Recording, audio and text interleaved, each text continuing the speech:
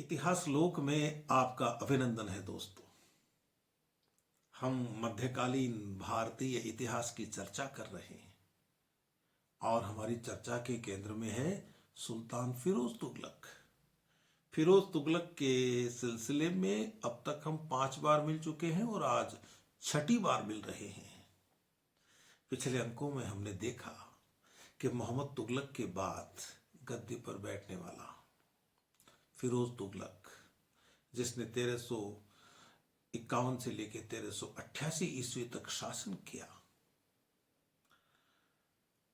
एक मजहबी सुल्तान था।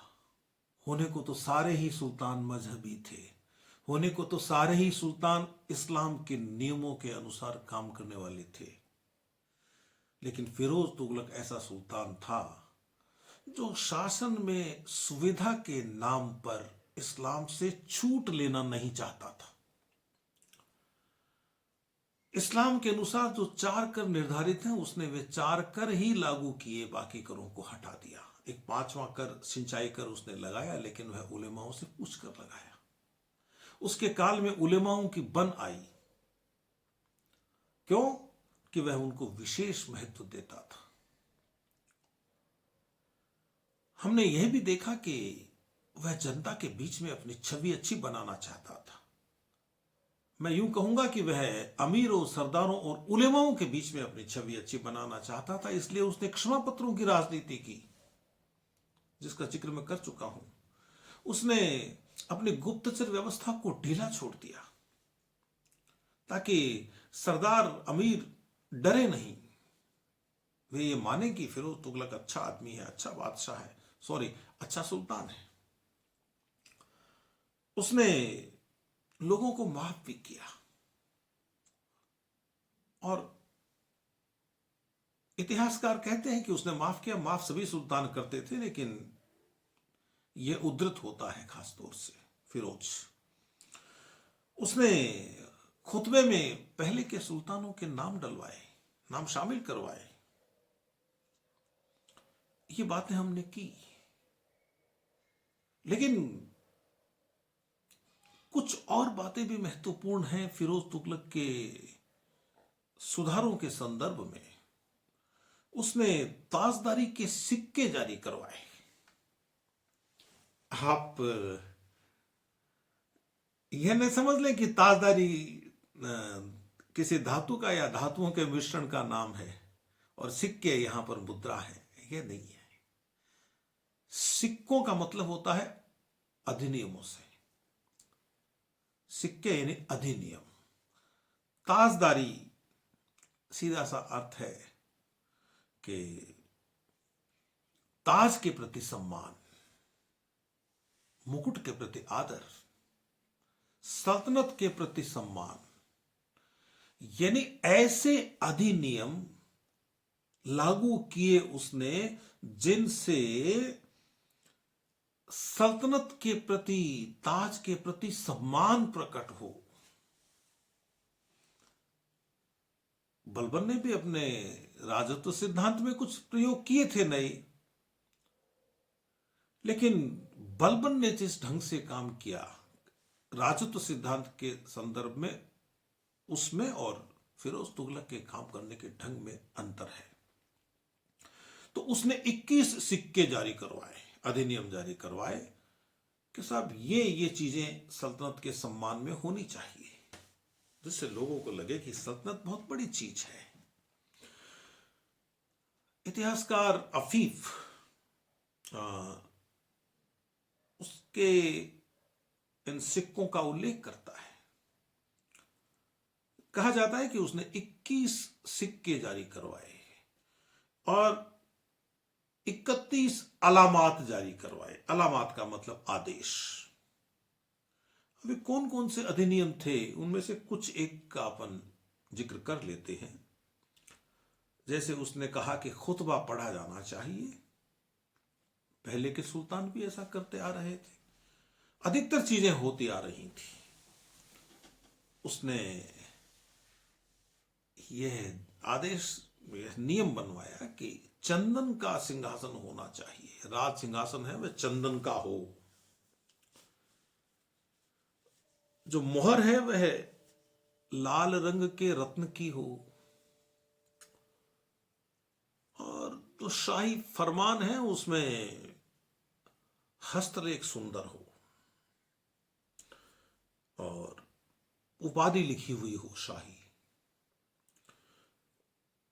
वो मोरछल हिलाने वाला होना चाहिए सुल्तान के पास,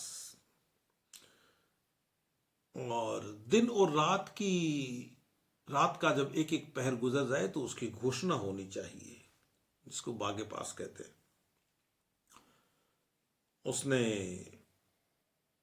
ये हुआ कि घोड़े की जीन पर गिलाफ होना चाहिए, अभियानों के समय नौबत बजना चाहिए, शाही टोपी होनी चाहिए, शाही छत्र होना चाहिए, और ये जो मलिक लोग हैं ये दरबार में प्रातःकालीन उपस्थिति दें, बादशाह जब बाहर निकले तो उसकी घोषणा हो, मतलब यहां सुल्तान समझ लीजिए। और इस तरह की कई बातें, लेकिन एक बात का मैं उल्लेख करना चाहूंगा, वह बात मैंने रख ली कि अंत में कहूंगा। एक अधिनियम, एक सिक्का, वह था सल्तनत में इतिहास लेखन होना चाहिए। अब ठीक है, इतिहास लेखन के जो मापदंड थे वे उस समय अलग थे, लेकिन यह जागृति तो थी, यह जागरूकता तो थी कि इतिहास लेखन होना चाहिए, और हुआ भी। बर्नी ने प्रारंभ के 6 सालों का उल्लेख किया है फिरोज तुगलक के, लेकिन अफीफ ने तो पूरा वर्णन किया है, आगे तक का वर्णन किया है। और यह मैं कह ही चुका हूं कि फिरोज तुगलक को इस बात की चिंता प्रतिपल थी कि मेरी छवि इस्लाम के अनुसार शासन करने वाले सुल्तान की बने। इसलिए उसने कोई कसर नहीं रखी स्वयं को उदार दिखाने की। बस बात वही कि यह उदारता केवल सुन्नी मुसलमानों के लिए थी। भूमि की दशा सुधारने के लिए उसने कुछ काम किए, जैसे उसने ये किया कि अकाल के समय जो मोहम्मद तुगलक के दौर में लोगों ने जो कर्जे लिए थे उन कर्जों को इसने माफ कर दिया। यानी ये जो कर्जे माफ करने की राजनीति है ना, ये बहुत पुरानी है। हम अपने अब के दौर के नेताओं को देखते हैं ना, पिछले 30-40 साल से तो मैं देखता आ रहा हूं, जब से समझ पकड़ी है कि जब निर्वाचन होते हैं तो नेता लोग वादा करते हैं कि हम आपके कर्जे माफ कर देंगे। उस समय भी था, रूप अलग था।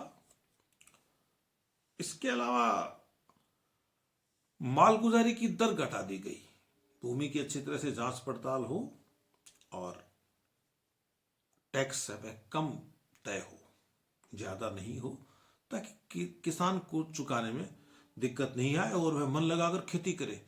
मेरी दूसरी बात पर ध्यान देना, मन लगाकर खेती करे। ऐसे उदाहरण हुए हैं बहुत इतिहास में, जब किसान ने खेती करना छोड़ दिया। क्या करे फिर वह खेती करके, जब उसे कुछ मिले ही नहीं तो। सिंचाई का प्रबंध उसने बहुत अच्छा किया, इसके बारे में तो बात होती ही है। और सल्तनत के इतिहास में पहली बार ऐसा हुआ जब किसी सुल्तान ने सिंचाई पर इतना ध्यान दिया हो। उसने राजस्व विभाग के कर्मचारियों की तनख्वाहें बढ़ा दी ताकि वे रिश्वत नहीं ले। और जो सिंचाई की बात मैं कर रहा था, तो उसने उपज का 10वां हिस्सा 1/10 टैक्स के रूप में लेने के लिए रखा। सिंचाई की जहां तक बात है तो फिरोज तुगलक में 1000 बुराइयां हो सकती हैं, 1000 दोष हो सकते हैं, लेकिन यह तो मानना पड़ेगा कि उसने नहरें बनवाई, और 4 नहरों का जिक्र होता है। पहली सबसे जो बड़ी नहर थी वह थी 150 मील लंबी, जो यमुना के पानी को हिसार तक लेकर जाती थी। जो दूसरी नहर थी वह थी 96 मील लंबी, और यह सतलज से निकलकर घग्गर में मिलती थी। अब आप देख लीजिए कि रास्ते में कितने प्रदेशों की सिंचाई करते हुए वह चलती थी।